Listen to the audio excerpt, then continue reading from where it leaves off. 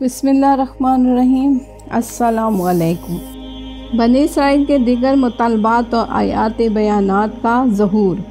बनी इसराइल ने बहर क़लज़म को पार करके जिस सरज़मीन पर कदम रखा, ये अरब की सरज़मीन थी जो क़लज़म के मशरिक़ में वाक़ है। ये लख दख बेआब व गया मैदान से शुरू होती है जो तौरात की ज़बान में बेआबान शोर सीन वादी सीना तिया के नाम से मशहूर है, और दूर तक इसका दामन वसी है। यहाँ शदीद गर्मी पड़ती है, दूर दूर तक सब्ज़ा और पानी का पता नहीं। इसलिए बनी इसराइल घबरा उठे और हज़रत मूसा अलैहिस्सलाम से फ़रियाद करने लगे कि हम पानी कहाँ से पिएं, हम तो प्यास से तड़प तड़प कर मर जाएंगे। यहाँ तो पीने के लिए पानी का एक क़तरा भी नहीं है। तब हज़रत मूसा अलैहिस्सलाम ने दरगाह इलाही में इल्तिजा की और वही इलाही ने इनको हुक्म दिया कि अपना असा ज़मीन पर मारो।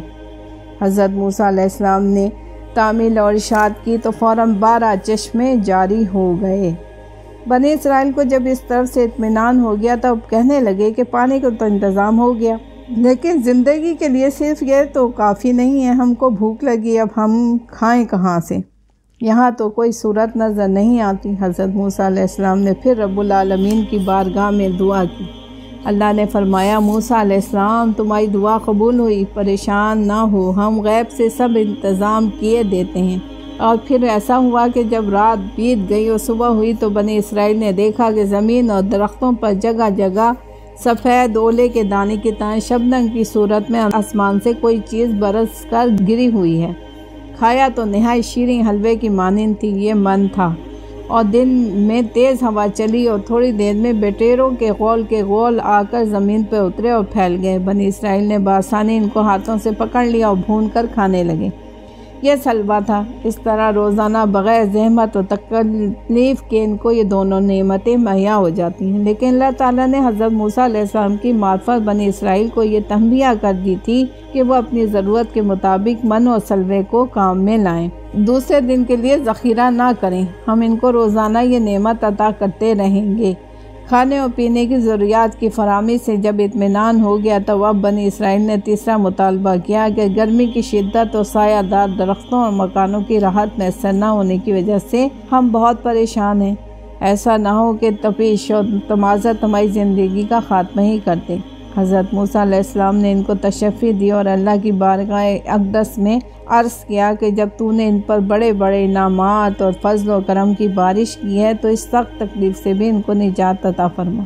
हज़रत मूसा अलैहिस्सलाम की दुआ सुनी गई और आसमानों पर बादलों के परे बनी इसराइल पर साया फ़िग़न हो गए।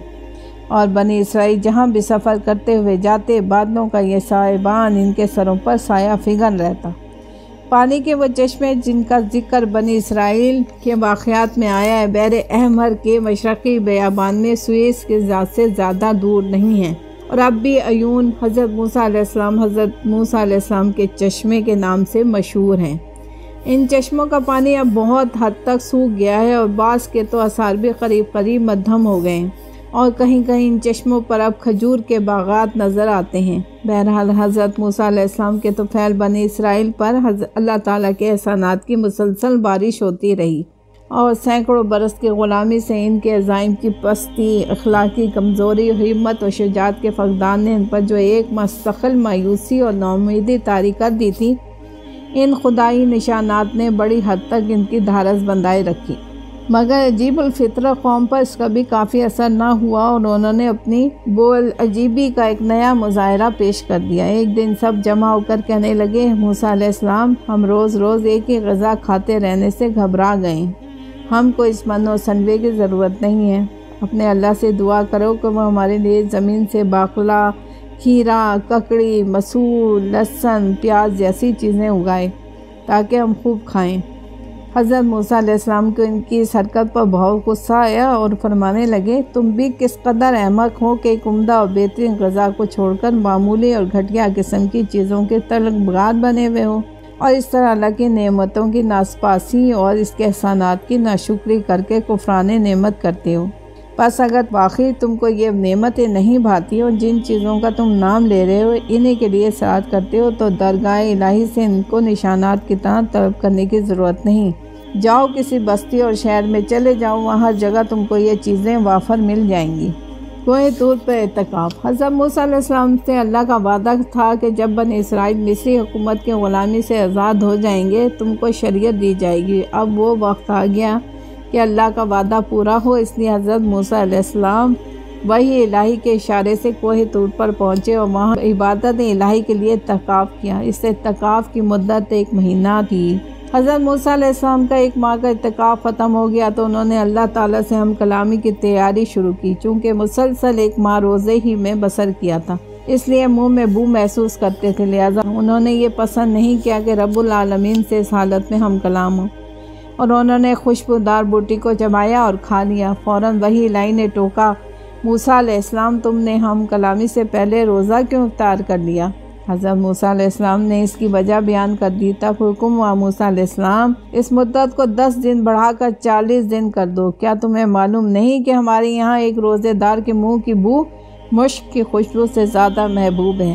اور اس طرح یہ چلہ پورا ہوا۔ حضرت موسیٰ علیہ السلام کوہ طور پر چلہ کشی کے لیے تشریف لے جاتے وقت حضرت ہارون علیہ السلام کو اپنا جانشین بنا گئے تھے تاکہ وہ بنی اسرائیل کو راہ حق پر قائم رکھیں اور ہر معاملے میں ان کی نگرانی کریں۔ جزاک اللہ۔